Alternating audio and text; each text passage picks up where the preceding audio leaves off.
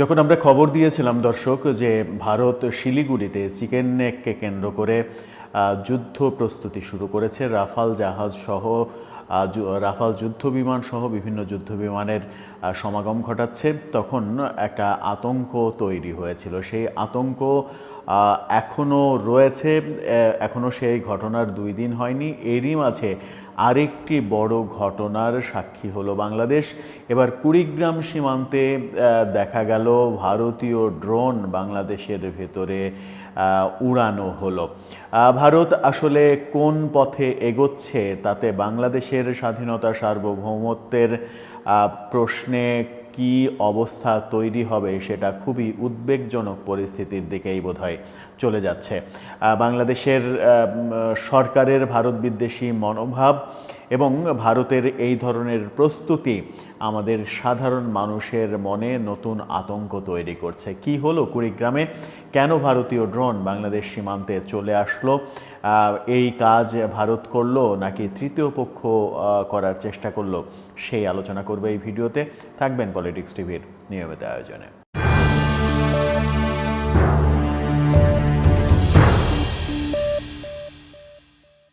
দর্শক, পলিটিক্স টিভির নিয়মিত ভিডিওগুলো স্পন্সর করছে প্রজাপতি.টিভি, নতুন ওটিটি প্ল্যাটফর্ম। আপনারা চাইলে ইউটিউবে, ফেসবুকে, ইনস্টাগ্রামে, টিকটকে দেখে নিতে পারেন। ডেসক্রিপশন বক্সে লিঙ্ক দেওয়া থাকবে, সেখান থেকেও আপনারা দেখে নিতে পারেন প্রজাপতির কার্যক্রম। চলে যাচ্ছি মূল ভিডিওতে। বলছিলাম যে শিরোনাম, আজকের পত্রিকা শিরোনাম করেছে ভারতের আকাশে, বাংলাদেশের আকাশে ভারতীয় ড্রোনের চক্কর। আপনারা শিরোনামটা দেখে নিতে পারেন।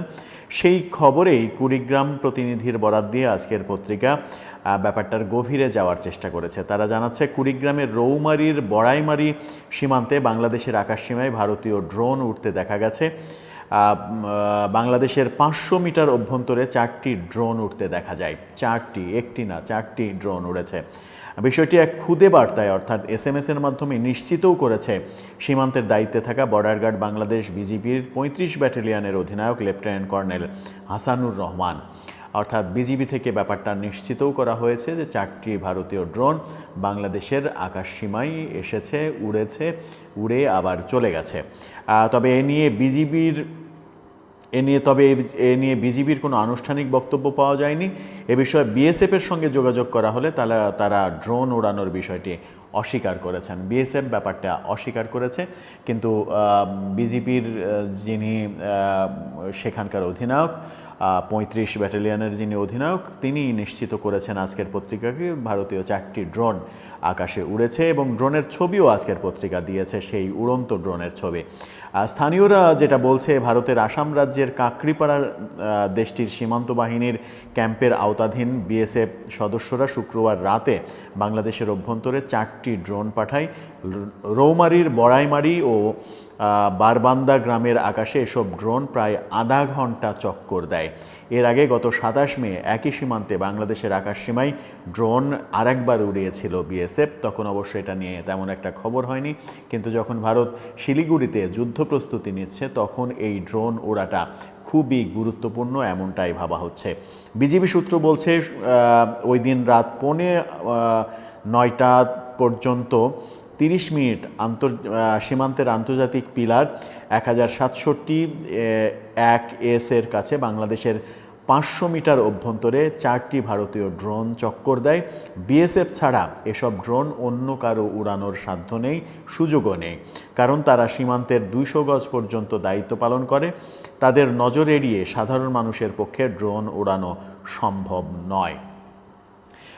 অর্থাৎ ভারতীয় কর্তৃপক্ষই যে এই ড্রোন উড়িয়েছে এবং সীমান্তে এক ধরনের নজরদারি করা, সেটা যদি শুধুই নজরদারি করা হয়, সাধারণ ড্রোন যদি হয় সেটা ভিন্ন কথা, কিন্তু সেই ড্রোন যদি মরণঘাতী ড্রোন হয় এবং সেই ড্রোনে যদি বোমা থাকে, বোমা সহ ড্রোন হয়, তাহলে সেটা বড় বিপদের কারণ।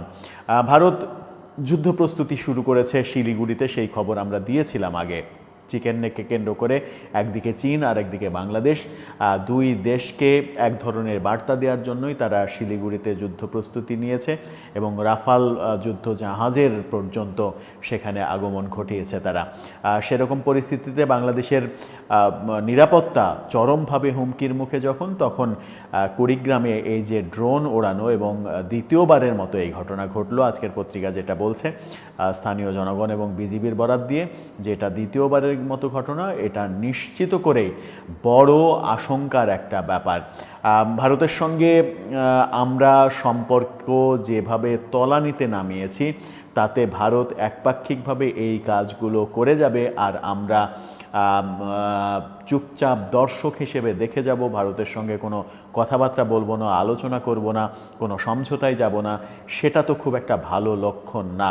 সরকারের উচিত এই ব্যাপারে আশু সমাধানে যাওয়া, কারণ ভারত যদি যুদ্ধের প্রস্তুতি নেয় সেটা বাংলাদেশের নানা কর্মকাণ্ডের জন্যই যদি নিয়ে থাকে, তাহলে সেই কর্মকাণ্ডগুলো বাংলাদেশের থামানো উচিত। বিশেষ করে ভারত বিদ্বেষী যে কথাবার্তা, কথা তো একেবারে বোমার মতো যে কথাবার্তাগুলো ছাড়া হচ্ছে, সরকার থেকেই বলা হচ্ছে এবং প্রধান উপদেষ্টা স্বয়ং বারবার চিকেন নেক নিয়ে কথা বলা এবং ভারত তারা বলছে যে বাংলাদেশ বিভিন্ন যুদ্ধজাহাজ কেনার সিদ্ধান্ত নিয়েছে।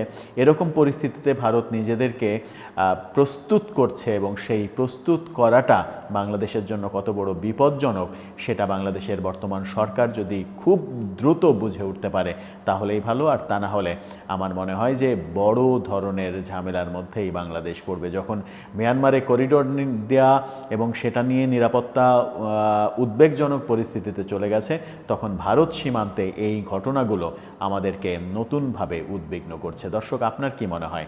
ভারত ড্রোন ওড়াচ্ছে, যুদ্ধ প্রস্তুতি নিচ্ছে, বাংলাদেশ বসে আছে, এ ব্যাপারে বাংলাদেশ সরকারের কোনো কথা নেই, পরিস্থিতি কোন দিকে যাচ্ছে?